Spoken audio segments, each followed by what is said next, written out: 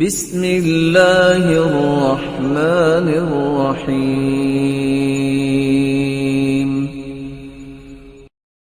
اور یہ یقین کرنا چاہیے کہ 50,000 سال قبل انسانیت کی تخلیق اللہ نے تقدیریں لکھ دی ہے۔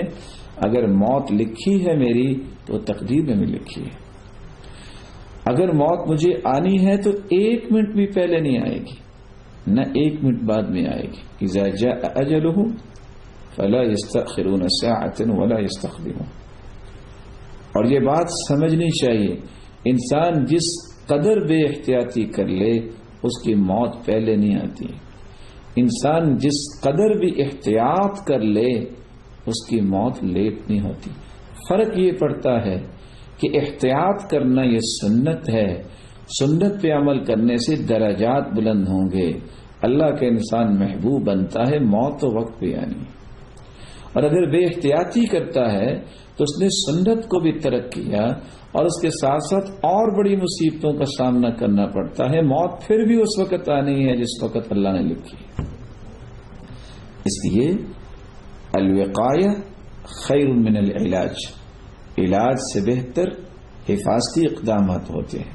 تو بندہ مومن کو ایک تو اللہ کا خوف ہونا چاہیے، دوسرا اس کے اندر حفاظتی اقدام کو اختیار کرنا، یہ سنت سمجھ کے اس کو یہ کام کرنا چاہیے، اور تیسرا موت کے بارے میں اس سے کلیئر رہنا چاہیے۔ کتنے ایسے لوگ ہیں 20-20 سال بیمار رہتے ہیں، انہیں موت نہیں آتی۔ کتنے لوگ بغیر بیماری کے فوت ہو جاتے ہیں۔ من لم يمت بالسيف مات بغيره تعددت الاسباب والموت واحد۔ کچھ لوگوں کا ذہن ہوتا ہے شاید تلوار ہی ہمیں مارے گی۔ جو تلوار سے نہیں مرتا وہ گھر اپنی چارپائی اپنے بستر پہ لیٹا بھی فوت ہو جاتا ہے۔ اسباب مختلف ہے، موت ایک ہی ہے۔ اس لیے ایک مومن جس کو ہم مسلمان اور مومن کہتے ہیں، اس کا ایمان ہونا چاہیے کہ اللہ حضر جلال کے فیصلے کے سوا کسی کا فیصلہ نافذ نہیں ہو سکتا۔ امت اس وقت جس خوف میں ہے، جس کے نتیجے میں کچھ لوگ احتیاط کی بات کرتے ہیں اور بڑی اچھی بات کرتے ہیں، اور حکومتیں بھی اس کی بات کر رہی ہیں، وہ اچھا کر رہی ہیں۔ کچھ لوگ اسی خوف کے نتیجے میں اس قدر امت کو خوف زدہ کر چکے ہیں کہ ہر شخص یوں سمجھ رہا ہے کہ ملک الموت آ چکا ہے، نہ جانے کس وقت میری گردن دبوچ دے گا۔ لوگ صحت مند بھی اس خوف کی وجہ سے بیمار ہو گئے، اور کچھ لوگ اس خوف کو لے کے انہوں نے ذخیرہ اندوزی کرنا شروع کر دی، اور اس قدر پریشان ہیں کہ شاید اگر میں 1 مہینے کا راشن اپنے گھر میں رکھ لوں گا تو شاید زیادہ سامان دے کے فرشتہ ڈر کے واپس چلا جائے گا۔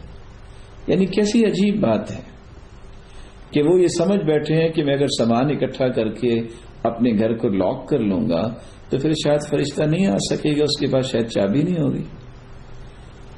تیرے رب نے جو فیصلہ کیا ہے اس فیصلے پہ کوئی بھی تبدیلی نہیں کر سکتا۔ اس لیے اس طرح کی ذخیرہ اندوزی کرنا، لوگوں کو خوف زدہ کر دینا، اور ہر وقت یہ سمجھنا کہ موت میرے سر پہ منڈلا رہی ہے، اس طرح کا خوف انسانیت کو تباہ کر دے گا۔ ایسا نہیں کرنا چاہیے۔ مومن خوف زدہ نہیں ہوتا، خوف زدہ ہوتا ہے تو اللہ کے عذاب سے، اللہ ذو الجلال سے۔ یا ایھا الانسان ما غرک بربک الکریم۔